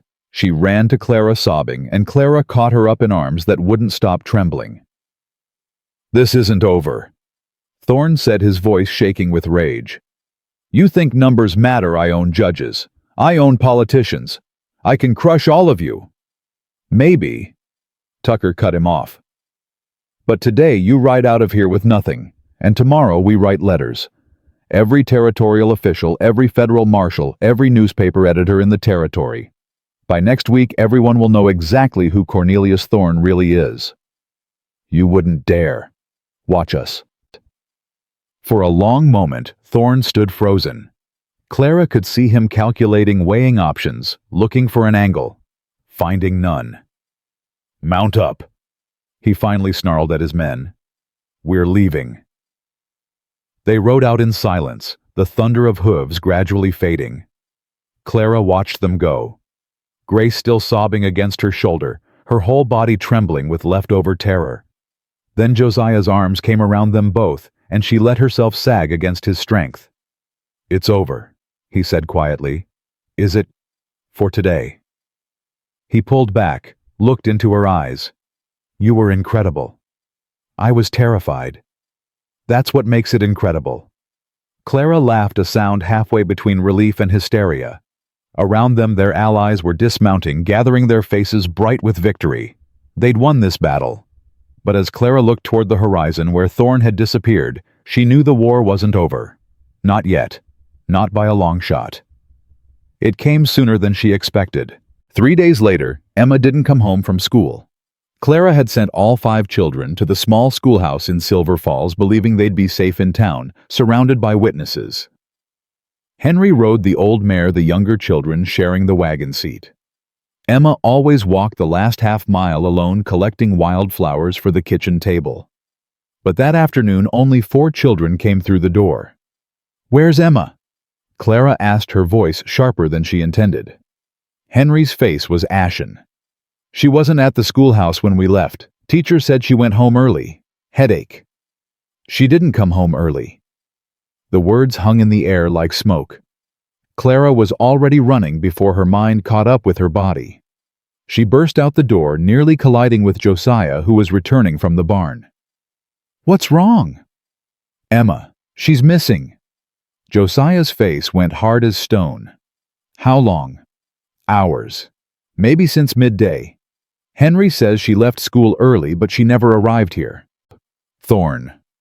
The name was a curse and a certainty. They searched until dark. Abraham Tucker brought men from town. The Reverend organized prayer circles. Half the valley turned out calling Emma's name until their voices cracked. Nothing. Clara stood in the yard at midnight, wrapped in a coat that couldn't warm the ice in her veins. Her other children were inside, finally asleep after hours of crying. Lily hadn't stopped shaking. Thomas kept asking when Emma was coming back. Grace didn't understand what was happening, which was perhaps the only mercy. And Henry. Henry sat in a corner, his face white and still blaming himself for not watching his sister more carefully. "This is my fault," Clara said when Josiah approached. "I pushed too hard. I made us a target." "You gave people hope. That's not a crime." "It might as well be." Her voice cracked. He has my daughter Josiah, my firstborn, my baby girl who's been carrying adult burdens since she was 10 years old. We'll get her back. How? We don't even know where she is? We'll find out. Josiah gripped her shoulders, forced her to meet his eyes. Listen to me. Thorn took Emma to break you, to make you give up. If you fall apart now, he wins. I don't care about winning. I care about my daughter. Then be strong for her. Be the mother she needs you to be. His voice was fierce. Emma's smart. She's brave. She learned those things from you. She'll survive until we find her. Clara wanted to believe him, wanted it so badly her chest ached. What if we're too late? We won't be. The conviction in his voice was absolute. Clara clung to it like a lifeline. How do you know? Because I won't let it happen. Josiah pulled her close, his arms wrapping around her. I won't lose this family. Not now. Not ever. Clara pressed her face into his shoulder and let herself cry. Morning brought an unexpected visitor. Deputy Samuel Creek rode up to the ranch just after dawn, his young face drawn with tension. Clara recognized him from town, barely 25, with honest eyes and a reputation for fairness that set him apart from the corrupt sheriff. Ma'am, Mr. Blackwood. He dismounted, glancing around nervously. We need to talk. Somewhere private. They took him to the study. Sam removed his hat, twisting it in his hands. I know where your daughter is. Clara's heart stopped. Where? Thorn's mine, the abandoned shaft about 5 miles north of his main operation. He's got men guarding her, but not many. He doesn't think anyone knows the location. How do you know this? Sam's jaw tightened. Because I've been watching him, for months, gathering evidence of every dirty deal, every threat, every crime he's committed. He pulled a leather journal from inside his coat. It's all here. Names, dates, witnesses. Enough to put Thorn away for the rest of his natural life. Josiah reached for the journal, then stopped. Why you work for Sheriff Morgan? Morgan works for Thorn. That's why. Sam's eyes were hard with old anger. My father used to own a farm east of here. Thorn wanted the land for his mining operations. When Pa refused to sell, there was a fire. My mother didn't make it out. Clara's hand went to her mouth. Sheriff ruled it an accident. Sam's voice was bitter. Said Pa was careless with the lamp oil. Everyone knew it was a lie, but nobody would speak against Thorn. Pa died 6 months later. Broken heart, they said. I say Thorn killed him too, just slower. So you became a deputy, Josiah said slowly. To get inside. To get justice. Sam straightened. I've been waiting for the right moment. When you folks started organizing, started making noise, I knew it was time. But then Thorn took your girl, and I couldn't wait any longer. Can we trust him? Clara asked Josiah quietly. Ma'am, I understand your suspicion, but I've got nothing to gain by lying to you. If Thorn finds out I've betrayed him, I'm a dead man. Sam met her eyes. Your daughter is running out of time. Thorn sent a message to the territorial governor this morning.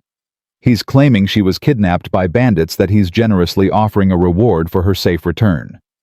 Once that story takes hold, nobody will believe the truth. Clara looked at Josiah, saw the same calculation in his eyes that she felt in her own chest. What's your plan? Josiah asked. The mine has 2 entrances, main shaft and a ventilation tunnel on the east side. If we approach from the east, we can get in without being seen. I know the guard rotation. There's a window tonight about 2 hours after sunset when only 2 men will be watching. 2 men against how many of us? You, me, and maybe 2 others. More than that, and we'll be spotted.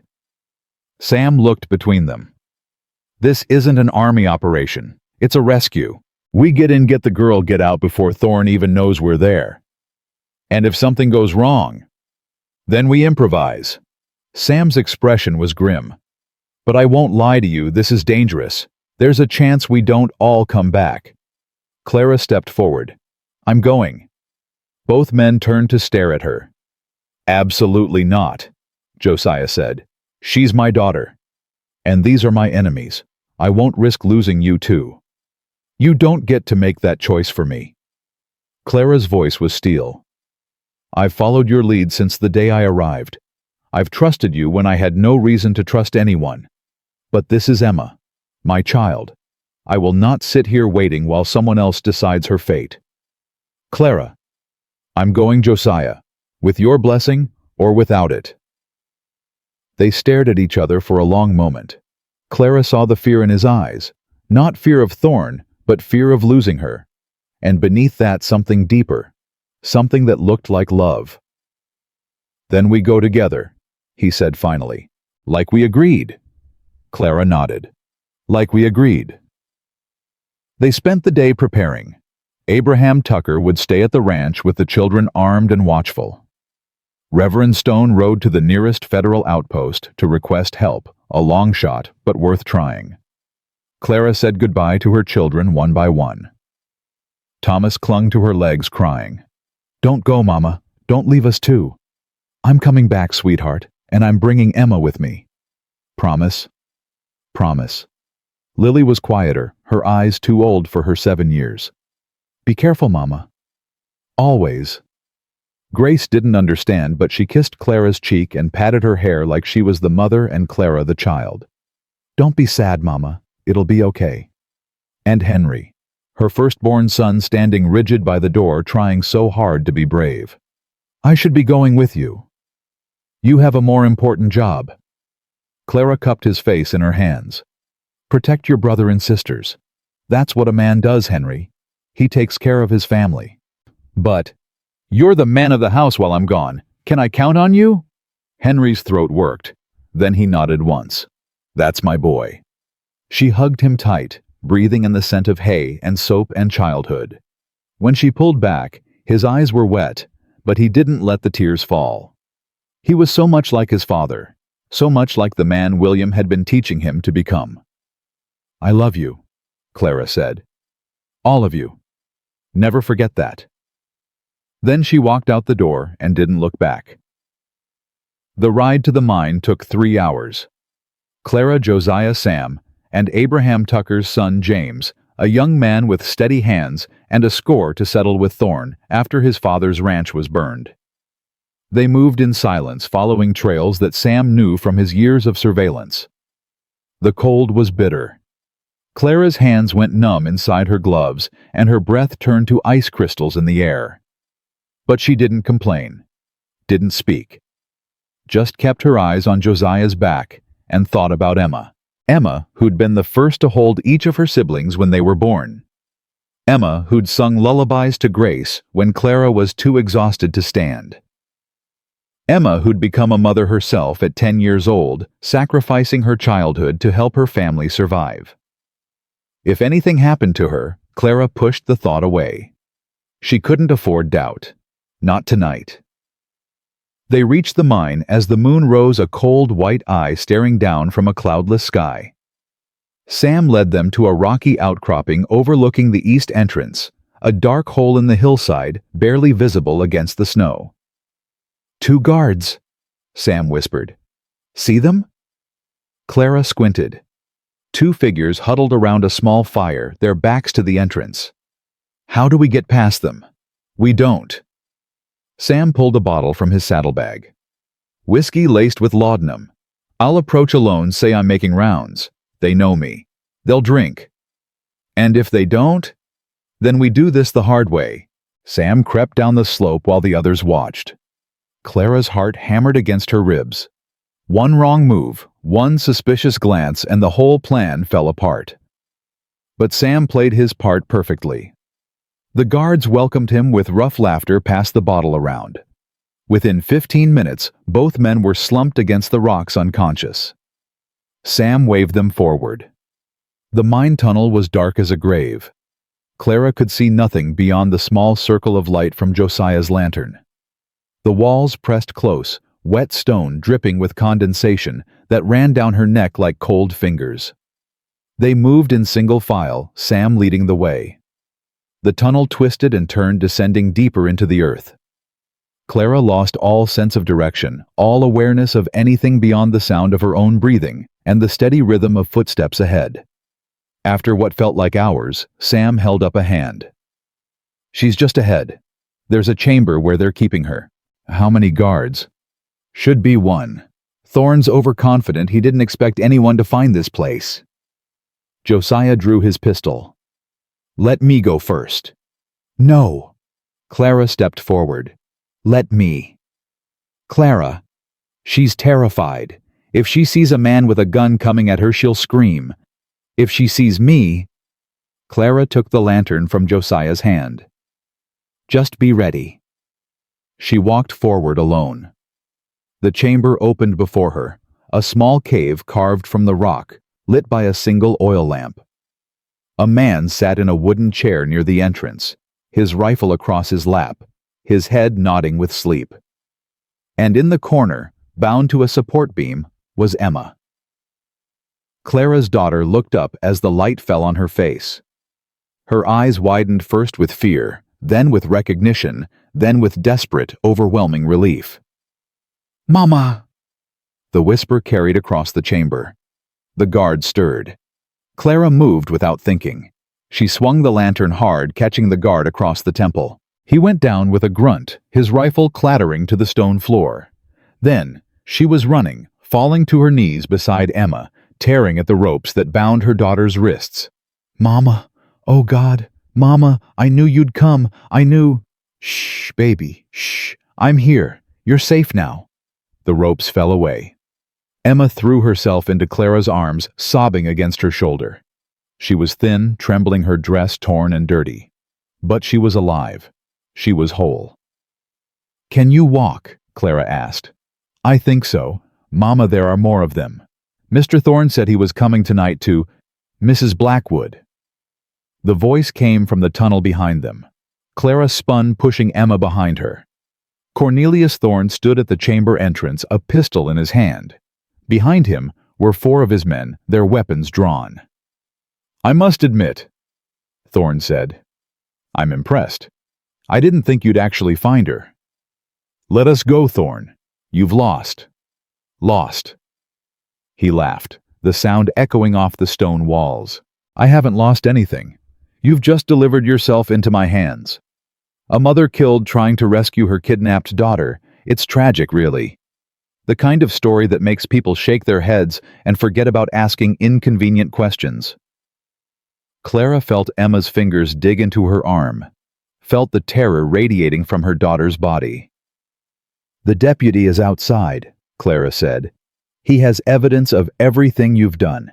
If you kill us, it won't save you. Deputy Creek. Thorne smiled. That boy's been playing games since I killed his parents. You think I don't know about his little investigation? I've been letting him gather his evidence, waiting for the right moment to expose him as a liar and a fraud. You're bluffing. Am I? Thorne raised his pistol. I suppose we'll find out. The gunshot was deafening in the enclosed space. But it wasn't Thorne who fired. Josiah emerged from the shadows behind Thorne's men, his pistol smoking. One of the guards went down with a cry, clutching his shoulder. The others whirled, confusion breaking their ranks. Run! Josiah shouted. Clara grabbed Emma's hand and ran. The tunnel was chaos. Gunfire echoed, muzzle flashes lighting the darkness like lightning. Clara couldn't tell who was shooting at whom. She just kept moving, dragging Emma behind her, her lungs burning from the cold air and the desperate sprint. They burst out of the mine entrance into the snow. The unconscious guards were still slumped by their fire. Clara's horse stood where she'd left it, patient and waiting. Get on, she ordered Emma. Ride for the ranch. Don't stop for anything. What about you? I'm going back for Josiah. Mama, no. Go, Emma. Now. Your brothers and sisters need you. Emma hesitated, tears streaming down her face. Then she mounted the horse and kicked it into a gallop, disappearing into the night. Clara turned back toward the mine. More gunshots. A scream. Then silence. She grabbed the rifle from one of the unconscious guards, checked that it was loaded, and walked back into the darkness. The chamber was transformed. 2 of Thorne's men lay motionless on the ground. Sam was slumped against the wall, blood seeping from a wound in his side. James knelt beside him, pressing a cloth to the injury. And in the center of the room, Josiah and Thorn stood facing each other, both bloodied, both armed, both waiting. "It's over, Thorn," Josiah said. "Your men are down. Your secrets are exposed. There's nowhere left to run." "There's always somewhere to run." Thorn's voice was ragged, desperate. "You think this ends with me? I have partners, investors, men in positions of power who need my operation to continue. Then they'll find someone else to do their dirty work. You're making a mistake, Blackwood. Kill me and you become a murderer. Let me go and I'll leave this territory forever. You'll never see me again." Josiah's hand was steady on his pistol. "You kidnapped a child, threatened a family, destroyed lives for your own profit. You don't get to walk away from that. Everyone walks away from something." Thorn's eyes flickered to Clara standing in the tunnel entrance. "Ask your wife. Ask her what she walked away from when she agreed to marry a stranger for convenience." "I walked away from death," Clara said. "You're offering something different." "Am I?" Thorn smiled, bloody teeth gleaming in the lamplight. "You think you've won, but you haven't. Not really. Because even if I hang, the world goes on just the same. Men like me will always exist. And men like your husband, broken, damaged, unlovable, they'll always end up alone." Josiah's face didn't change, but Clara saw the words land, saw the old wounds they tore open. She raised her rifle. "Josiah isn't broken," she said quietly. "He's the best man I've ever known. He saved my family when no one else would. He fought for us when it would have been easier to walk away. He loved my children when he had every reason to hold them at arm's length." She stepped forward, her eyes never leaving Thorn's face. "You want to know what I walked away from? I walked away from fear, from the belief that I had to accept whatever crumbs the world offered. Josiah Blackwood gave me a choice, and I made it. I chose him. I choose him, every day for the rest of my life." How touching. Thorn's sneer was ugly. "And what happens when he disappoints you, when you realize he's just as cold and empty as his father made him?" "Then I'll love him anyway." Clara's voice was clear as winter ice. "That's what marriage means. That's what family means. You wouldn't understand." Thorn lunged. The gunshot cracked through the chamber. Thorn fell, clutching his knee, screaming in agony. Josiah stood over him, pistol still raised. "That's for Emma, and Clara, and everyone else you've ever hurt." He looked at Clara, something vulnerable and wondering in his gray eyes. "You meant that what you said?" Clara lowered her rifle. "Every word." The marshals arrived 3 days later. They'd been on their way already, alerted by weeks of letters and documented evidence. Sam's journal proved invaluable, a detailed record of Thorn's crimes that couldn't be ignored or explained away. Cornelius Thorn was arrested along with Sheriff Morgan and a dozen of his men. The territorial governor issued a formal statement condemning the corruption and promising reforms. News spread through the valley like wildfire, and families who'd lived in fear for years finally began to breathe again. Clara watched the marshals ride out with Thorn in chains, feeling something she hadn't felt in years. Peace. "It's really over," Emma said, standing beside her. The girl had barely left Clara's side since the rescue, and Clara wasn't inclined to argue. "He's really gone. He's really gone. What happens now?" Clara looked back at the house where her other children were playing in the snow under Josiah's watchful eye. Thomas was building a fort. Grace was trying to eat a snowball. Lily was laughing, actually laughing for the first time in weeks. And Henry was helping Josiah stack firewood, the two of them working in comfortable silence. "Now," Clara said softly, "we live." That night, after the children were asleep, Clara found Josiah on the porch again. But this time she didn't stand beside him. She took his hand, laced her fingers through his, and leaned against his shoulder. "You know," she said, When you asked me to marry you, I thought you were insane." "I was insane." "Maybe," Clara smiled. "But it was the best kind of insanity." Josiah turned to look at her. In the moonlight, his scarred face was almost beautiful. "Clara, what you said in the mine. About choosing me. About loving me anyway. I meant it. I don't know how to be loved." His voice was rough with honesty. "I don't know how to love back. My father never taught me. Nobody ever taught me." "Then we'll learn together." Clara reached up, cupped his face in her hands. "That's what marriage is, Josiah. Two imperfect people refusing to give up on each other." "I'm very imperfect." "So am I." She smiled. "But together, we're something better. Something whole." Josiah closed his eyes. When he opened them again, they were bright with emotion. "I love you, Clara Blackwood." The words were simple, almost wondering, like he couldn't quite believe he was saying them. "I love you too." Clara rose on her toes and kissed him, really kissed him for the first time since their wedding night. "Now come inside. Your family's waiting." Josiah's family. The words wrapped around Clara's heart and held tight. She took his hand and led him through the door into warmth and light, and the sounds of children dreaming. Home. Finally, impossibly wonderfully home.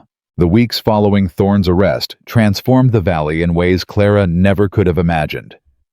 Families returned to land they'd abandoned. Businesses reopened. People smiled at each other on the streets of Silver Falls, no longer afraid to meet their neighbors' eyes. It was as if the entire territory had been holding its breath for years, and now finally it could exhale. But the changes inside the Blackwood Ranch were even more profound. Clara woke one morning to find Josiah's side of the bed empty. They'd been sharing a room since the night of Thorne's capture, not just sharing, but truly together, learning each other in ways that made Clara blush to remember. The gold band on her finger felt different now, heavier, more real. She found him in the kitchen making breakfast again, but this time he wasn't alone. Henry stood beside him at the stove, concentrating fiercely as Josiah showed him how to flip pancakes. "You're holding the pan too tight," Josiah said. "Relax your wrist. Let the batter do the work." "Like this? Better. Now flip." The pancake sailed through the air and landed perfectly in the center of the pan. Henry's face split into a grin. "I did it." "You did." Josiah clapped a hand on the boy's shoulder. "Your pa teach you to cook." "Some. Mostly eggs and bacon. Mama did the fancy stuff." "Pancakes ain't fancy. They're just patient." Josiah glanced up and saw Clara in the doorway. Something softened in his expression. "Morning." "Morning." Clara crossed to kiss his cheek, then Henry's forehead. "When did this start?" "Henry came down early. Said he wanted to learn." Josiah's voice was carefully casual, but Clara could see the emotion beneath it. "Figured I could use the help." Henry ducked his head, embarrassed by the attention, but he didn't pull away from Josiah's hand on his shoulder. Progress. Real, tangible progress. The other children filtered down over the next hour, drawn by the smell of food and the sound of laughter.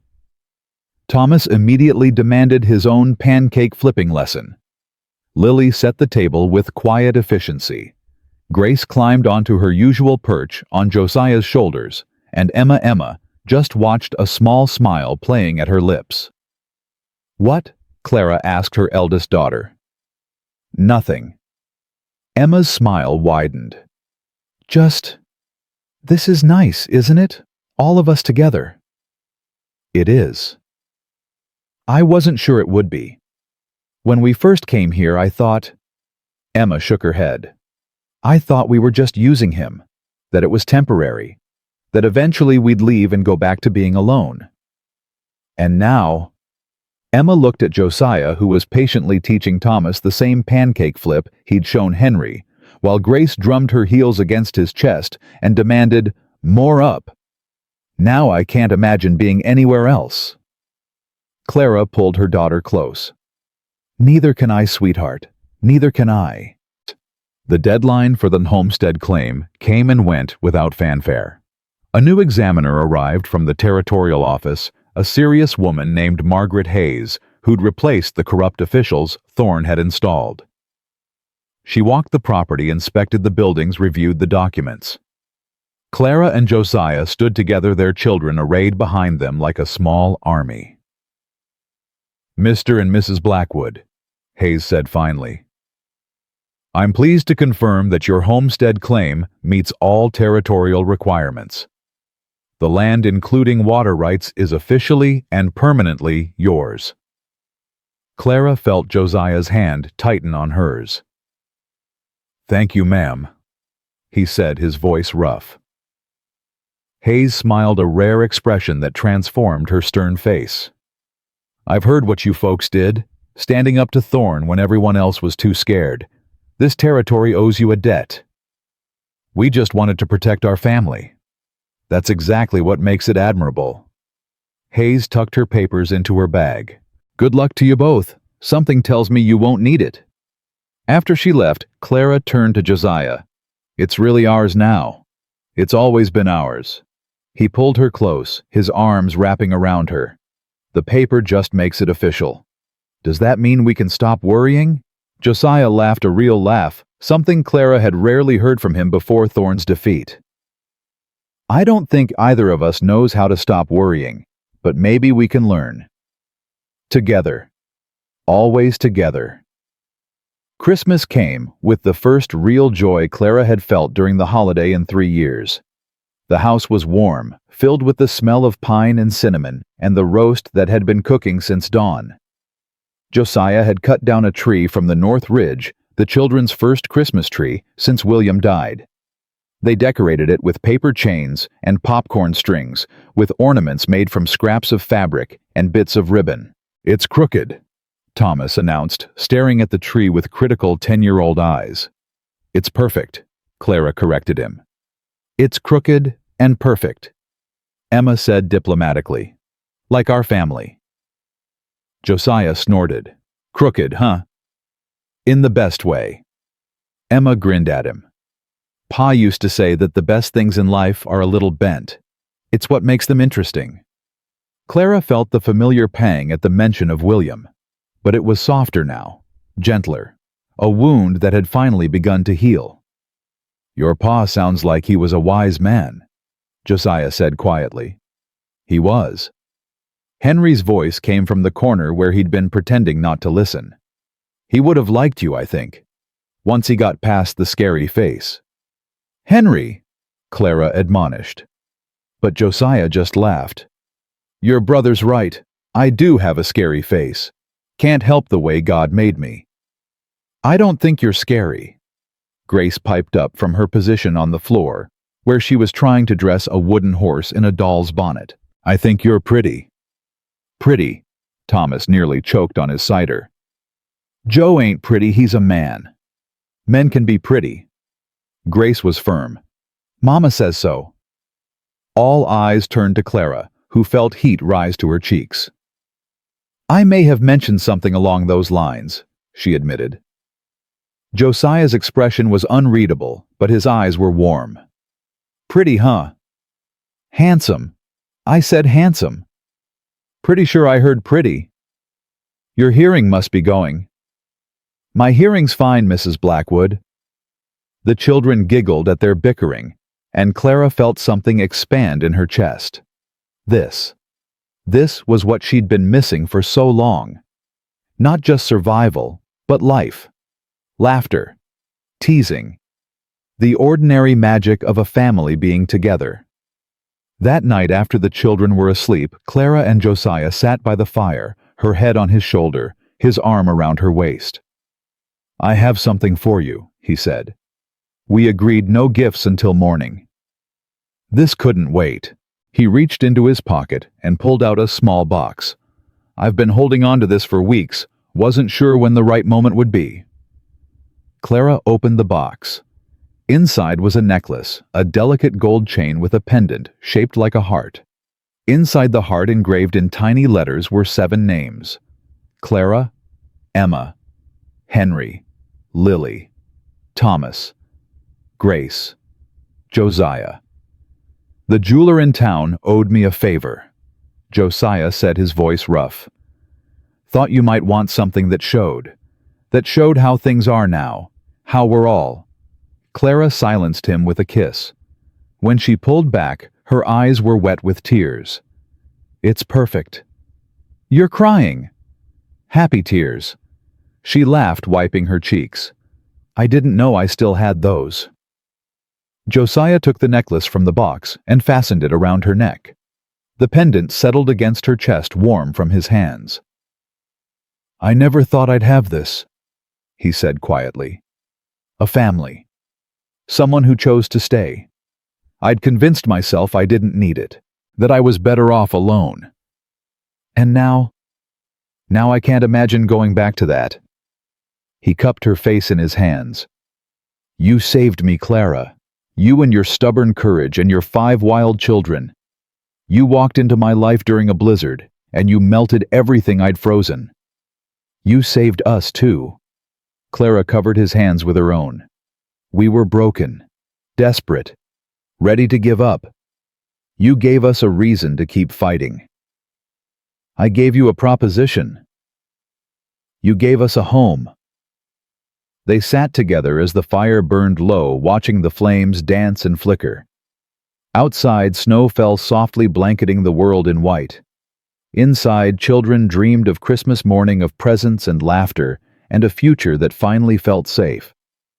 And Clara thought about how strange life could be. How a single decision, a desperate yes to an impossible question, could change everything. She'd walked into that blizzard expecting to die. Instead, she'd found a life worth living. Spring arrived slowly, grudgingly, as if Montana was reluctant to release its grip on winter. But eventually, the snow began to melt, revealing green shoots beneath. The creek swelled with snowmelt. Birds returned to the valley, filling the air with songs that Clara hadn't heard in months. And with spring came change. Mama! Emma found her in the garden, where Clara was planting the seeds she'd saved from last year's harvest. Can I talk to you? Of course, sweetheart. Emma sat beside her on the damp earth, heedless of her dress. Deputy Creek came by the school today. Clara's hands stilled. Sam? He wanted to talk to me. About... Emma's cheeks flushed. About calling on me, when I'm old enough. Clara studied her daughter's face. Emma was nearly 13 now, not quite a woman, but no longer entirely a child. The ordeals of the past months had aged her in ways that couldn't be measured. How do you feel about that? I don't know. Emma pulled at a blade of grass. He's kind and brave.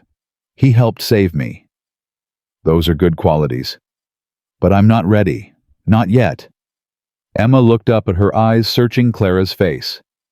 Is that okay to not be ready? Clara pulled her daughter close. That's more than okay.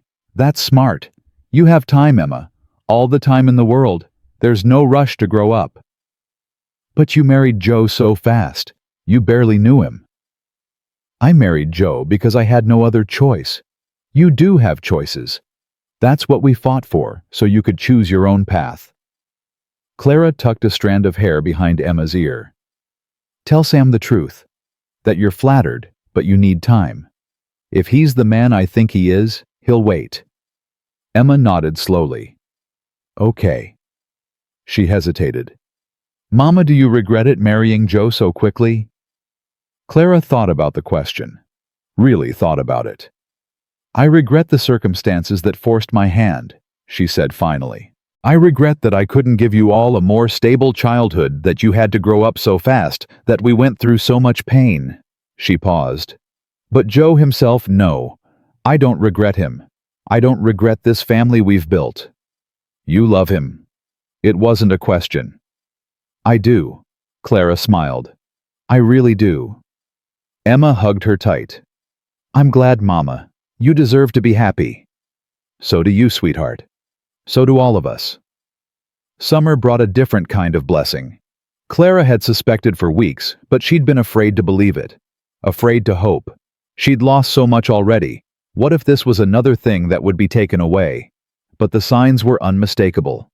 The morning sickness, the exhaustion, the way her body was changing in familiar, wonderful ways. She told Josiah on a warm evening in July, sitting on the porch while the children played in the yard. "I'm pregnant." Josiah went very still. "You're pregnant. With a baby. Your baby." Clara laughed at his expression. "Don't look so shocked. It's not like we haven't been enthusiastic." "But I thought you never said—" He shook his head, struggling for words. "Are you sure?" "Very sure. Dr. Whitmore confirmed it yesterday." Josiah stared at her. Then slowly, a smile spread across his scarred face, the widest, most unguarded smile Clara had ever seen from him.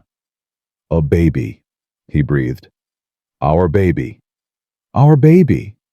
Clara took his hand, placed it on her still flat stomach. "Sometime around Christmas, if the doctor's calculations are right." "Christmas." Josiah's voice was wondering. "A Christmas baby. Are you happy?" "Happy?" He laughed, pulling her into his arms. "Clara, I'm terrified. I don't know anything about babies. What if I break it? What if—" "You won't break it." Clara silenced his panic with a kiss. "You'll be wonderful. I've seen you with Grace with all the children. You're a natural. Grace doesn't break if you hold her wrong. Neither do babies. They're sturdier than they look."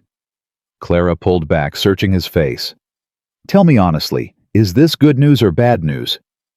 Josiah was quiet for a long moment. When he spoke, his voice was thick with emotion. "My father never wanted me. From the day I was born, I was nothing but a reminder of everything he'd lost. I grew up thinking that's what family was, obligation and resentment and cold duty." He took Clara's face in his hands. "You've shown me different. Your children have shown me different. And now we're going to have a baby. A child who will never have to wonder if their father loves them. Never have to earn a smile or fight for approval. Josiah, I'm going to give this baby everything I never had." His voice was fierce with conviction. Love, security, a father who shows up, who stays. He kissed her forehead, her cheeks, her lips.